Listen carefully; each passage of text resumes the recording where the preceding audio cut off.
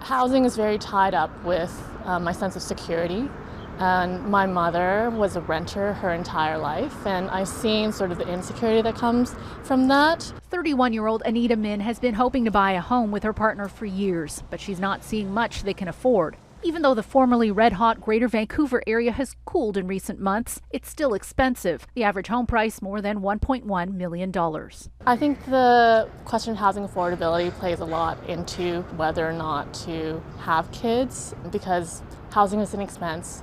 Children are an expense, childcare is an expense. All of these things are related. Historically low mortgage rates, a race for space, and a rush to get into the market ahead of tougher borrowing rules have all fueled a surge in home prices during the pandemic. And it's not limited to major urban centers. Prices are up about 30% across Canada, bringing bidding wars and buying frenzies to cottage country and smaller cities like Hamilton, Halifax, and Moncton. When we think about prices going forward, the fact that there's still low supply out there would argue for elevated prices as well. Economists say housing supply wasn't keeping up with demand or keeping pace with our growing population and an influx of newcomers in the years prior to the pandemic. And when borders reopen, that's bound to increase demand and prices even more. Maybe not immediately, but with time as immigrants look to enter the market. I think the important thing is that we recognize the magnitude of the problem and start to solve this right away. Because it does, obviously, it takes time for properties to be built and families moving in.